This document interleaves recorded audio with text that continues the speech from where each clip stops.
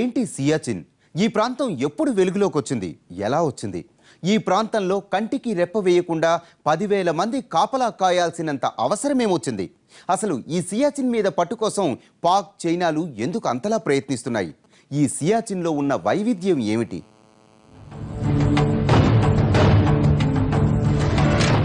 సియాచిన్ అంటే నల్ల గులాబీలు పూసే తోట అని అర్థం. ఎందుకంటే ఇక్కడ అత్యంత అరుదుగా కనిపించే నల్ల గులాబీలు పూస్తాయి. అందుకే దీనికి ఆ పేరొచ్చింది. నిజానికి భారత్ పాక్ విడిపోయిన తర్వాత 1949 కరాచీ ఒప్పందంలో, ఆపై 1972 సిమ్లా ఒప్పందంలో సరిహద్దుల ఏర్పాటులో భాగంగా ఈ ప్రాంతాన్ని మనుషులు నివసించడానికి యోగ్యం కాని భూమిగా వదిలేశారు. కానీ 1970 నుంచి 1980 మధ్యకాలంలో పాక్ సేనలు సియాచిన్ అడుగున ట్రెక్కింగ్ చేస్తుండేవి. వాలు తక్కువగా ఉండటంతో పాక్ భూభాగం నుంచి ఈ పర్వతం పైకెక్కడం చాలా సులువుగా ఉండేది. 1984 వరకు ఎప్పుడూ ఇరు దేశాల సైనికులెవరూ సియాచిన్లో అడుగు పెట్టలేదని అనుకున్నారు. కానీ అప్పటికే పాక్ సైన్యం అక్కడికి వచ్చి వెళ్లింది. 1984 ఏప్రిల్లో పాక్ సైన్యానికి చెందిన కొందరు సియాచిన్ వైపు వస్తున్నారన్న సమాచారం చేరింది. దీంతో హుటాహుటిన భారత్ సైన్యం ఏప్రిల్ 13న ఆపరేషన్ మేఘదూత్ను ప్రారంభించింది. వెంటనే హెలికాప్టర్ల ద్వారా ఆర్మీ బెటాలియన్లను మోహరించారు. ఊహించినట్లుగానే ఏప్రిల్ 24న పాక్ సైనికులు సియాచిన్ అడుగు భాగానికి చేరుకున్నారు. ఇక్కడ సియాచిన్లో ఉన్న సియా లాపాస్, బిలాఫోంట్ లాపాస్, గ్యోంగ్ లాపాస్ పోస్టుల్లో అప్పటికే భారత సైన్యం పహారా కాస్తోంది. ఇక గ్యోంగ్లా పాస్ నుంచి 5 కిలోమీటర్ల వరకు పాకిస్తాన్ సైన్యం అడుగుపెట్టడానికి కూడా వీల్లేకుండా భారత సైన్యం నియంత్రించింది. దీంతో ఆపరేషన్ మేఘదూత్ విజయవంతమైంది. అప్పటి నుంచి సియాచిన్ ప్రాంతంలో భారత్, పాక్ సేనల మధ్య తుపాకులు పేలుతూనే ఉన్నాయి.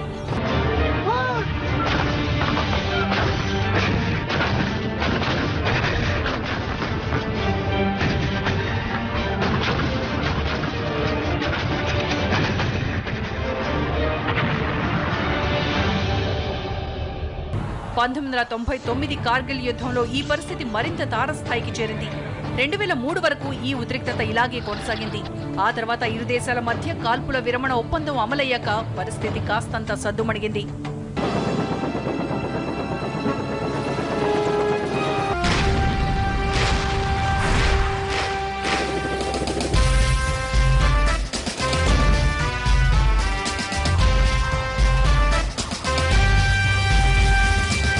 వాస్తవానికి సియాచిన్ అన్నది పూర్తిగా భారత్కి చెందిన భూభాగం.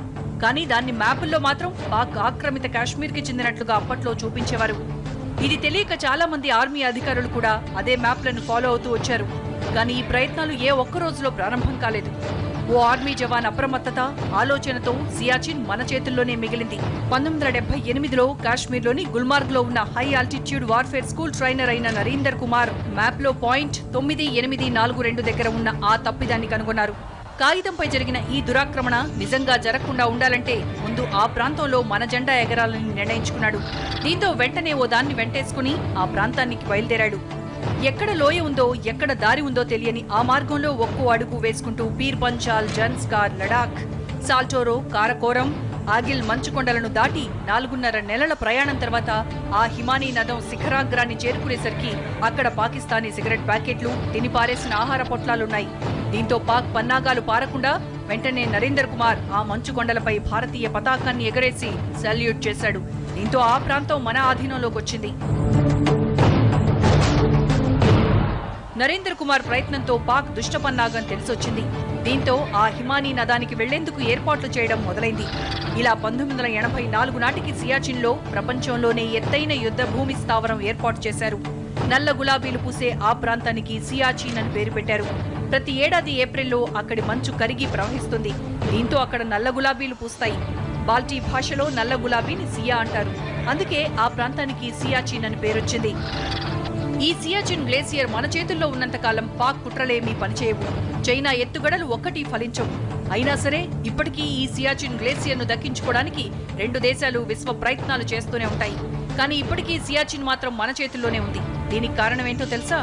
అనుక్షణం రెప్ప కూడా వేయకుండా సియాచిన్ను కాపాడుతున్న మన వేలాది సైన్యమే. ఈ రోజు ఇలాంటి ఎత్తైన ప్రదేశాల్లో, ఇంత ప్రతికూల వాతావరణంలో భారతీయులు చేస్తున్న గస్తీని చూసి ప్రపంచమే పాఠాలు నేర్చుకుంటోంది.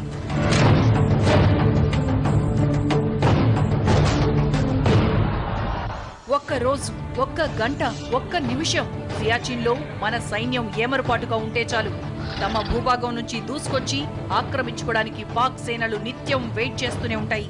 కొన్నిసార్లు ప్రతికూల వాతావరణం సైన్యం మెదళ్లను మొద్దుబారేలా చేస్తే అపస్మారక స్థితిలో ఉన్న సైనికుల కుత్తుకలను పాక్ సేనలు కోసుకెళ్లిన సందర్భాలెన్నో ఉన్నాయి.